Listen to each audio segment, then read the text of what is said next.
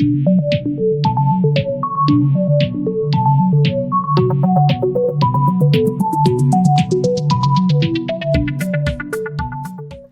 everyone, welcome to the Thinking Crypto channel. I hope you're doing well. On this channel, we cover the crypto news and we interview many of the folks who are building and investing in the crypto asset class. Please hit the thumbs up button. Let's get to over 500 likes. Leave a comment below and hit the subscribe button if you're new here. Guys, I want to talk about US crypto regulations, which I believe are a major roadblock right now for more capital, more participation in the crypto asset class, right? More capital coming in. And there's a lot of companies that want to touch digital assets and crypto, but due to the uncertainty around regulations, they're not going to do that because there's a risk. However, we are seeing progress, and slowly but surely some momentum being built here. First up is, of course, Brian Brooks of the OCC looking to push crypto regulations and kind of have a blanket federal regulation that will just open things up much better. But he is getting pushback from the banks because they don't want to lose their market share. And we also saw last week, that Darren Soto had some of his builds greenlighted. So we're going to talk about that. As you all know, Brian Brooks came from Coinbase. Steve Mnuchin brought him over. And in July, none of us saw it coming. He gave the green light to banks, U.S. banks, to custody crypto. There wasn't even a dialogue about it. It just happened. And that's why I have so much faith in this guy, because I believe Mnuchin and Trump and majority of the government there are behind him, because the U.S. is also looking to compete with China and what's happening globally with the move of blockchain and the digital economy and token economy. So he's looking to open this up so we can see more participation from companies and more capital flowing into the crypto market. So federal payments licensing push could boost crypto adoption. The Office of the Comptroller's move to license payments firms at the federal level is receiving pushback from state regulators. So of course, the banks and some of the state regulators don't like that, right? Especially the banks. It's going to take some of their market share. So Brian Brooks, Coinbase's former chief legal officer and the current U.S. comptroller of the currency, is pushing to consolidate licensing regulations for payment companies at the federal level in the United States. Federal licensing payments firms that do not accept deposits could open the door to further mainstream adoption of virtual currencies by allowing crypto payments firms to obtain approval to operate across multiple sites.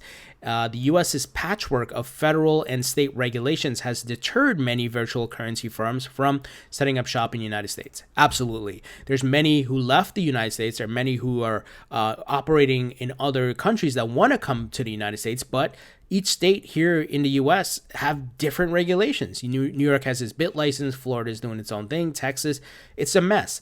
That's why Brian Brooks is pushing to have this done. And even though the banks and some state regulators are pushing back, I believe he will get it done, just like he did the crypto custody for U.S. banks, right? It was just done. They just passed it. And I believe he's going to get it done. He started the dialogue. He's been doing op-eds, here you see in the Wall Street Journal. And I believe he like I said, Mnuchin and Trump are behind him. He's going to get it done.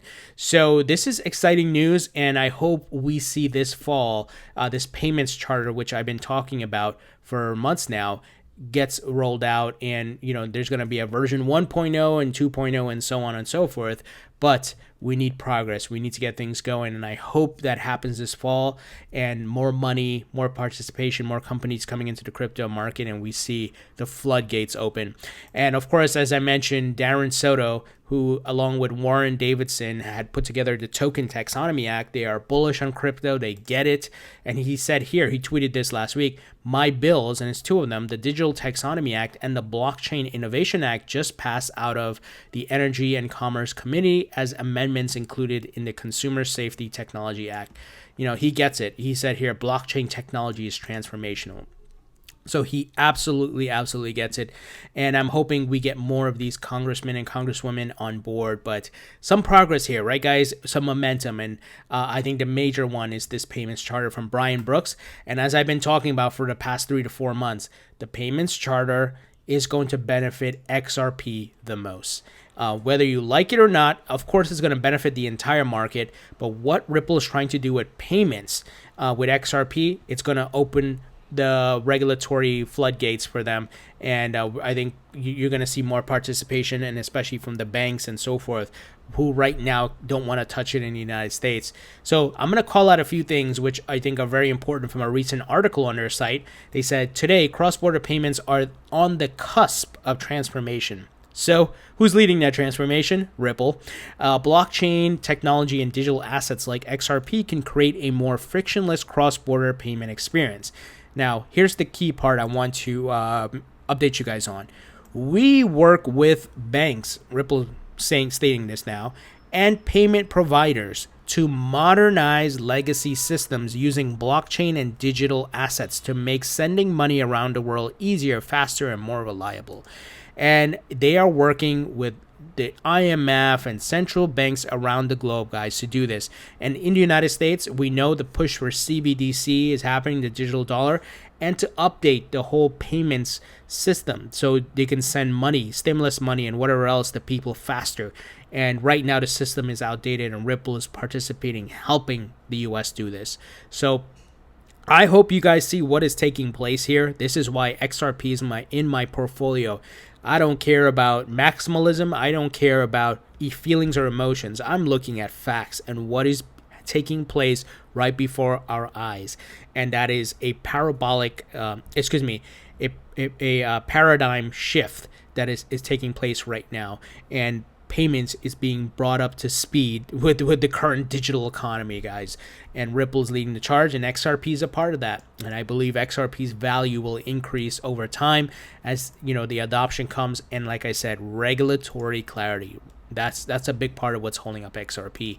And just a reminder of what Ripple's co-founder Chris Larsen has said. Ripple is working on a replacement for SWIFT, the outdated system that currently exists. How to get all of the payment providers onto the ILP, the Interledger Protocol, and how to use XRP as on-demand liquidity. So the vision is pretty clear. The technology makes sense. And I think it's just the regulatory clarity that we need, which Brian Brooks and folks like Darren Soto and Warren Davidson are working on. Now, many of you know of the XRP hard fork that is coming up. December is when the snapshot's going to be taken to claim your Flare Spark tokens. Well, we got another exchange is participating. Flare is delighted that Altcoin Trader has decided to support the distribution of the Spark token and has confirmed that they will pass on all claims Spark to their XRP clients. So I'm hoping Coinbase and Binance and the other major exchanges participate. I know Uphold, Bitrue, I believe, is also participating. It'll just make things a lot easier for everybody. But you can also do it on your Ledger Nano S or X. So just keep that in mind. Finally, guys, and you all know I hold Bitcoin in my portfolio. Like I said, I ain't no maximalist for anything. I'm a maximalist for making money, and I diversify to reduce the risk in my portfolio. I'm not a maximalist for XRP. I'm not a maximalist for Bitcoin. I look at their use cases. Does it make sense? Are people putting money into it? Are they getting adoption? And we see more and more companies. An example here, Tahini's restaurants. They're putting their cash reserves in Bitcoin. Just like MicroStrategy, just like Snappa, we've been talking about it on this channel. More companies are going to do this to bypass or to mitigate against inflation, guys. All the money printing that's happening. And this is great. This is great. People are recognizing Bitcoin as gold 2.0, right?